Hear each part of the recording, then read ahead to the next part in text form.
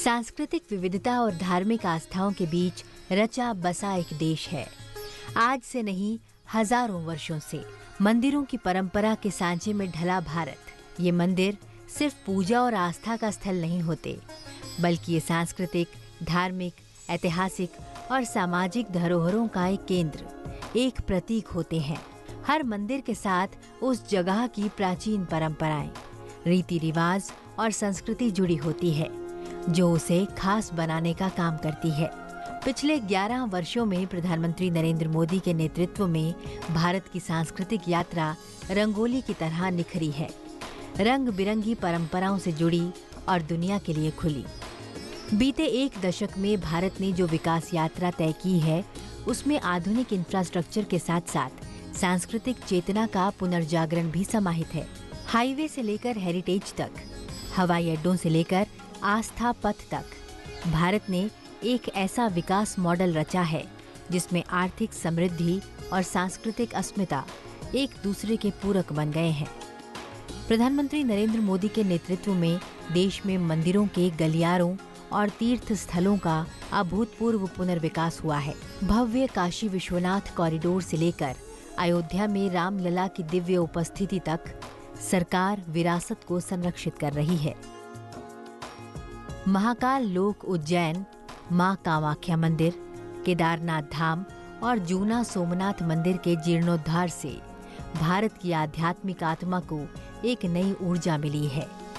ये परियोजनाएं धार्मिक भावनाओं के लिए महत्वपूर्ण होने के साथ साथ स्थानीय अर्थव्यवस्था और पर्यटन को भी प्रोत्साहित कर रही है। आजादी के 7 दशक बाद आज समय का चक्र एक बार फिर घुमा है।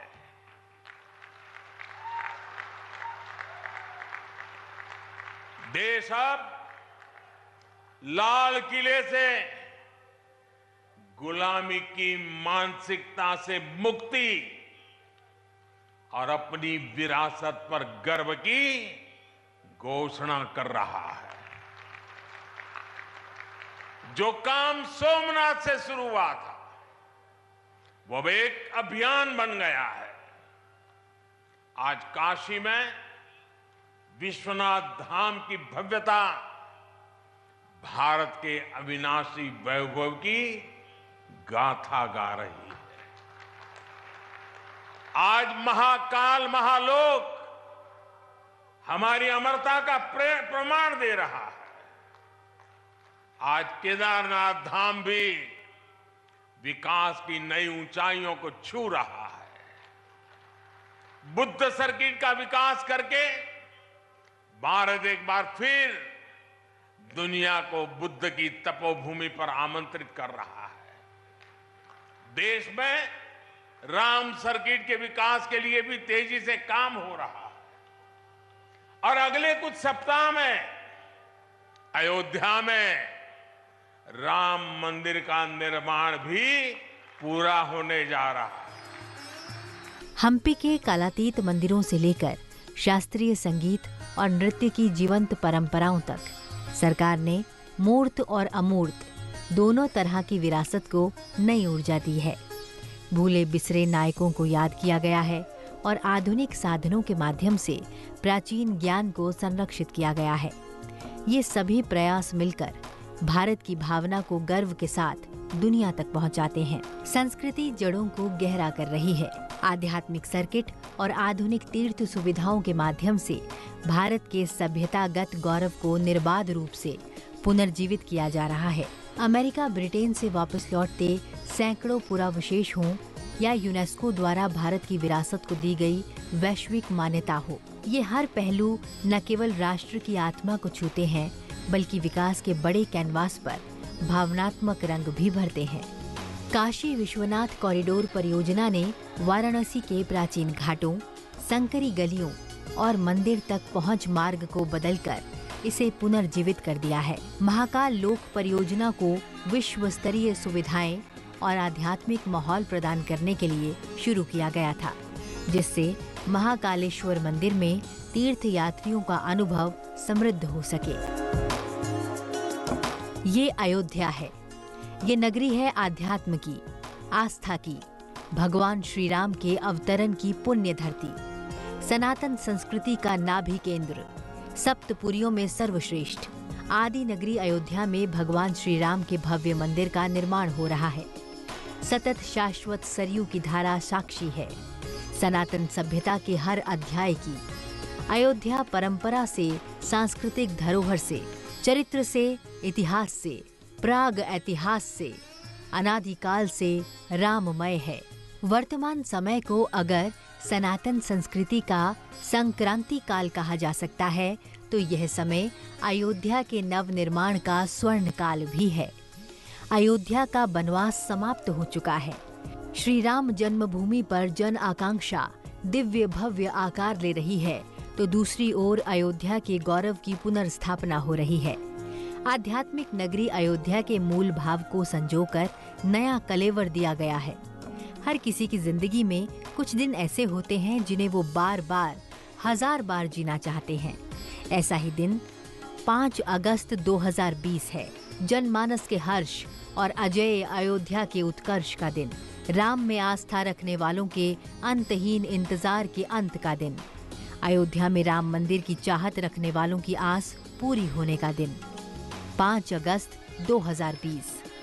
शताब्दियों की अभिलाषा फलीभूत हुई, पीढ़ियों की मनोकामना पूर्ण हुई जब प्रधानमंत्री नरेंद्र मोदी ने श्री राम लला के जन्म स्थान पर भव्य दिव्य मंदिर के निर्माण के लिए भूमि पूजन किया। केदारनाथ के एकीकृत विकास में आदि शंकराचार्य की प्रतिमा की स्थापना शामिल है, जो सभ्यतागत एकता का प्रतीक है और तीर्थ स्थल के आध्यात्मिक महत्व को बढ़ाती है। प्रधानमंत्री नरेंद्र मोदी ने सोमनाथ मंदिर के आसपास विकास और पार्वती मंदिर के निर्माण सहित प्रमुख तीर्थ स्थलों का जीर्णोद्धार करके अहिल्याबाई होलकर की विरासत को आगे बढ़ाया है। साथ ही तीर्थ यात्रियों को अरब सागर के सामने सोमनाथ मंदिर का शानदार दृश्य दिखाने के लिए सैरगाह का विकास किया है। मां कामाख्या मंदिर के विकास में बुनियादी ढांचे और तीर्थ यात्री सुविधाओं को बढ़ाने पर ध्यान केंद्रित किया गया है, जिससे अधिक बेहतर सुविधाएं, आरामदायक और सुलभ आध्यात्मिक अनुभव सुनिश्चित हुआ।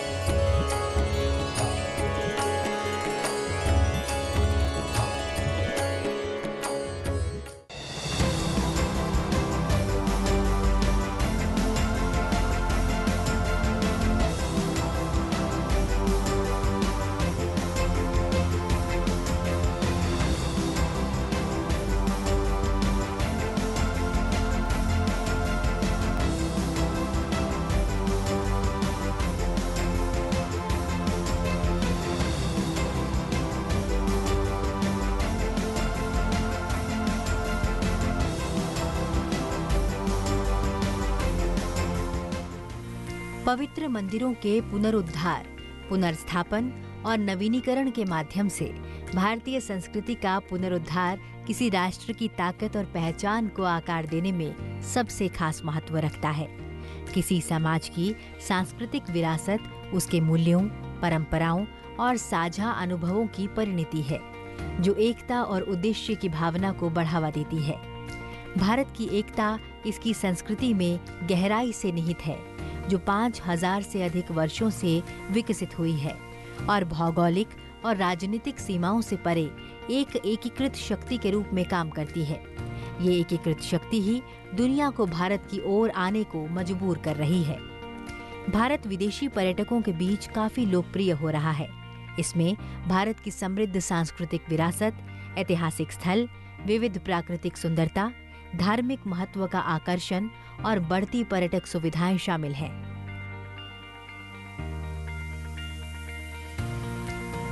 वर्ष 2024 में भारत में 96 लाख विदेशी पर्यटकों का आगमन दर्ज किया गया, जिससे 2,77,842 करोड़ रुपए की विदेशी मुद्रा आय हुई।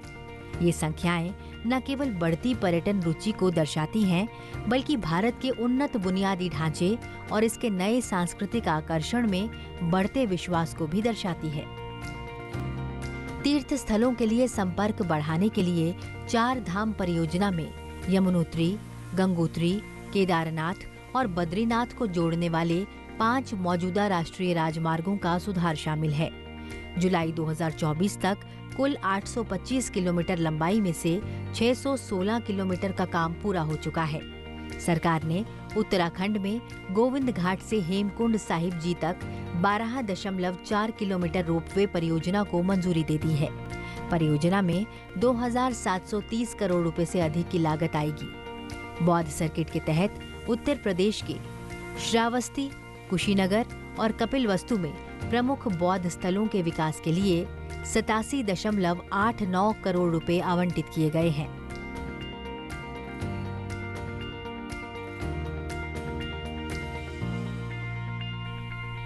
आंध्र प्रदेश में शालीहुंडम, बाविकोंडा, बोजनकोंडा, अमरावती और अनूपु में कनेक्टिविटी और सुविधाओं को बढ़ाने के लिए 35 करोड़ रुपए से अधिक का निवेश किया गया है। बिहार बौद्ध सर्किट के विकास के लिए 95.18 करोड़ रुपए मंजूर किए गए हैं, जिसमें बोधगया में एक कन्वेंशन सेंटर भी शामिल है। गुजरात के जूनागढ़, गिर, सोमनाथ, भरूच, कच्छ, भावनगर, राजकोट और मेहसाणा में बौद्ध विरासत स्थलों को विकसित करने के लिए 26.68 करोड़ रुपए आवंटित किए गए। मध्य प्रदेश में सांची, सतना, रीवा, मंदसौर और धार को कवर करने वाले बौद्ध सर्किट के एकीकृत विकास के लिए 74.02 करोड़ रुपए आवंटित किए गए। 9 नवंबर 2019 को करतारपुर कॉरिडोर का उद्घाटन किया गया, जिससे भारतीय सिख तीर्थयात्री करतारपुर में गुरुद्वारा दरबार साहिब तक पहुंच सकते हैं। प्रमुख विरासत गलियारों और प्रतिष्ठित स्थलों को विकसित करने के अलावा सरकार धार्मिक विविधता को संरक्षित करने और बढ़ावा देने के लिए एक समग्र दृष्टिकोण अपना रही है। प्रसाद जैसी योजनाओं के माध्यम से विभिन्न धर्मों के प्रमुख पूजा स्थलों का कायाकल्प करने का प्रयास किया गया है, जिसमें भारत की समृद्ध आध्यात्मिक विरासत का सम्मान और उत्सव सुनिश्चित किया जा सके। यह समावेशी विकास सांस्कृतिक विरासत को संरक्षित करते हुए सांप्रदायिक सद्भाव को मजबूत करता है। प्रसाद योजना के तहत देश भर में सांस्कृतिक और आध्यात्मिक स्थलों के विकास में लगभग 1,900 करोड़ रुपए का निवेश किया गया है। स्वदेश दर्शन योजना ने यात्रा के बुनियादी ढांचे को और बढ़ावा दिया है, जिसमें पहचाने गए विषयगत सर्किटों में 76 परियोजनाओं के लिए 5,292 करोड़ रुपए से अधिक की राशि मंजूर की गई है। स्वदेश दर्शन 2.0 ने 2023 से 2025 की अवधि के लिए 34 और परियोजनाओं को मंजूरी दी है। इन प्रयासों को आगे बढ़ाते हुए हृदय यानी विरासत शहर विकास और संवर्धन योजना ने 12 विरासत शहरों को विकसित करने पर ध्यान केंद्रित किया है। साथ में ये पहल भारत की आध्यात्मिक और सांस्कृतिक विरासत को संरक्षित कर रही है और साथ ही देश भर में पर्यटन को बढ़ावा दे रही है। सरकार ने भारत की विविध आध्यात्मिक और सांस्कृतिक परंपराओं के बीच संबंधों को मजबूत किया है, जो वास्तव में एक भारत श्रेष्ठ भारत की भावना को दर्शाती है। देश में राज्य और केंद्र शासित प्रदेशों के लोगों के बीच जुड़ाव को बढ़ावा देने के लिए 31 अक्टूबर 2016 को प्रधानमंत्री की ओर से एक भारत श्रेष्ठ भारत कार्यक्रम शुरू किया गया था। इसका उद्देश्य विविध संस्कृतियों के लोगों के बीच आपसी समझ और बंधन को बढ़ाना है, जिससे भारत की एक अखंडता को मजबूत किया जा सके। वाराणसी में 2022 और 2023 में आयोजित काशी तमिल संगमम ने काशी और तमिलनाडु के बीच सभ्यतागत संबंधों का उत्सव मनाया। 15 से 24 फरवरी 2025 तक वाराणसी में आयोजित काशी तमिल संगमम में तमिलनाडु और काशी के बीच गहरे सांस्कृतिक और सभ्यतागत संबंधों का उत्सव मनाया गया। गुरु गोविंद सिंह जी के 350वें प्रकाश पर्व और गुरु नानक देव जी के 550वें प्रकाश पर्व के लिए भव्य समारोह का आयोजन किया गया।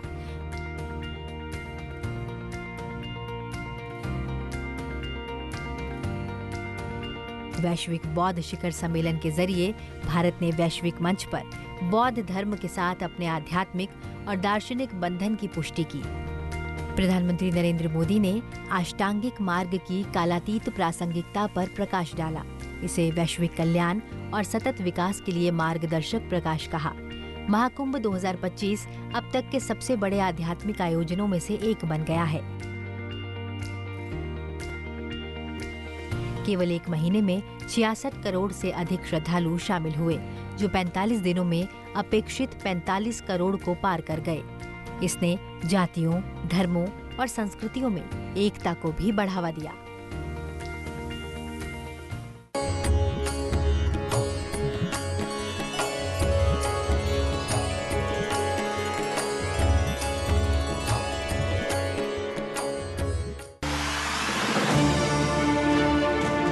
हर काल कुछ विशेष होता है। संस्कृति भी समय के हिसाब से खुद नए मानक तय करती है, बिना अपना आधार छोड़े। इस काल को सनातन संस्कृति के पुनरुद्धार काल के रूप में देखा जा रहा है। पिछले 11 वर्षों में भारत ने अपनी संस्कृति की रक्षा करने और उसे दुनिया के साथ साझा करने के लिए बड़े कदम उठाए हैं। प्राचीन मंदिरों का जीर्णोद्धार किया गया है, पवित्र स्थलों में सुधार किया गया है और पुरानी परंपराओं को फिर से जीवित किया गया है। देश का हर क्षेत्र और पृष्ठभूमि अपने नायकों का भी जश्न मना रहा है। त्योहारों और योग से लेकर संगीत और कला तक हमारी संस्कृति को अब कई देशों में देखा और सम्मान दिया जा रहा है। दुनिया भर के लोग भारत की जीवन शैली में दिलचस्पी दिखा रहे हैं। आज भारत की समृद्ध संस्कृति न केवल देश में चमचमा रही है, बल्कि दुनिया भर में आलौकित हो रही है। 28 मई 2023 को प्रधानमंत्री नरेंद्र मोदी ने नए संसद भवन को राष्ट्र को समर्पित किया। वास्तु सिद्धांत के आधार पर त्रिकोणीय आकार में डिजाइन की गई इस इमारत में स्पीकर की कुर्सी के पास पवित्र सेंगोल स्थापित है, जो धार्मिक शासन का प्रतीक है। संविधान हॉल भारत की लोकतांत्रिक विरासत और ऐतिहासिक दस्तावेजों को दर्शाता है। राजस्थान के बलुआ पत्थर जैसी स्वदेशी सामग्रियों का उपयोग कर निर्मित यह संरचना भारत की सांस्कृतिक पहचान को दर्शाती है और इसमें सौर ऊर्जा, वर्षा जल संचयन और भूकंप रोधी डिजाइन जैसी टिकाऊ सुविधाएं शामिल हैं। सरकार ने भारत के सच्चे राष्ट्र निर्माताओं को सम्मानित करने के लिए महत्वपूर्ण कदम उठाए हैं, यह सुनिश्चित करते हुए कि उनकी विरासत को राजनीतिक सीमाओं से परे संरक्षित किया जाए और मान दिया जाए। इस दिशा में एक प्रमुख पहल आजादी का अमृत महोत्सव भी थी, जिसे 12 मार्च 2022 को लॉन्च किया गया। अगस्त 2022 को भारत की आजादी के 75 वर्ष पूरे होने के उपलक्ष्य में इसका समापन हुआ। इस अभियान ने देश भर में आयोजित सांस्कृतिक और देशभक्ति कार्यक्रमों के माध्यम से राष्ट्र को आकार देने वाले बलिदानों और उपलब्धियों को सम्मानित किया। भारत के नायकों की विरासत का सम्मान करने के लिए मोदी सरकार ने लंबे समय से लंबित स्मारकों को राष्ट्रीय गौरव के शक्तिशाली प्रतीकों में तब्दील किया। सैनिकों से लेकर राजनेताओं तक हर प्रयास राष्ट्र की यात्रा को आकार देने वालों को याद करने की गहरी प्रतिबद्धता को दर्शाता है। प्रधानमंत्री संग्रहालय का उद्घाटन अप्रैल 2022 को किया गया। यह सभी भारतीय प्रधानमंत्रियों के जीवन और योगदान को गैर पक्षपात पूर्ण तरीके से प्रदर्शित करता है। फरवरी 2019 को दिल्ली में अनावरण किया गया राष्ट्रीय युद्ध स्मारक भारतीय सेना, वायुसेना और नौसेना के बहादुर सैनिकों को भावभीनी श्रद्धांजलि है, जिन्होंने 1947 में भारत की स्वतंत्रता के बाद लड़े गए युद्धों में अपने प्राणों की आहुति दी थी। इंडिया गेट के पास स्थित यह अद्भुत स्मारक सशस्त्र बलों और दिग्गजों के लंबे समय से चले आ रहे सपने को पूरा करता है, जो भारत के नायकों के साहस और बलिदान को सम्मानित करने के लिए एक मार्मिक स्थान प्रदान करता है। जलियांवाला बाग स्मारक का उद्घाटन अप्रैल 2019 को किया गया था। यह दुखद नरसंहार के पीड़ितों के लिए एक शक्तिशाली श्रद्धांजलि है और भविष्य की पीढ़ियों के लिए भारत के स्वतंत्रता संग्राम की भावना को जीवित रखता है। अक्सर भुला दिए जाने वाले आदिवासी नायकों की वीरता को उजागर करने के लिए आदिवासी स्वतंत्रता सेनानी 11 संग्रहालय विकसित किए जा रहे हैं। भारत मंडपम भारत की सांस्कृतिक ताकत और आधुनिक दृष्टि को प्रदर्शित करता है। वर्ष 2023 में उद्घाटन किए जाने वाले इस मंडप में नटराज की प्रतिमा दुनिया की सबसे ऊंची अष्टधातु प्रतिमा है, जो भारत के वैश्विक कद और सभ्यतागत लोकाचार का प्रतीक है। पिछले कुछ वर्षों में भारत ने विश्व विरासत सूची में अपनी उपस्थिति का विस्तार किया है। जुलाई 2024 में असम से सांस्कृतिक संपत्ति के रूप में मोइदम्स, अहोम राजवंश की टीले दफनाने की प्रणाली के शिलालेख के साथ एक गौरवपूर्ण वृद्धि की गई। इसके साथ भारत में अब विश्व विरासत सूची में 43 स्थल और यूनेस्को की संभावित सूची में 62 और स्थल हैं। देश की यात्रा 1983 में आगरा किले की सूची के साथ शुरू हुई। उसके बाद ताजमहल, अजंता की गुफाएं और अलोरा की गुफाएं।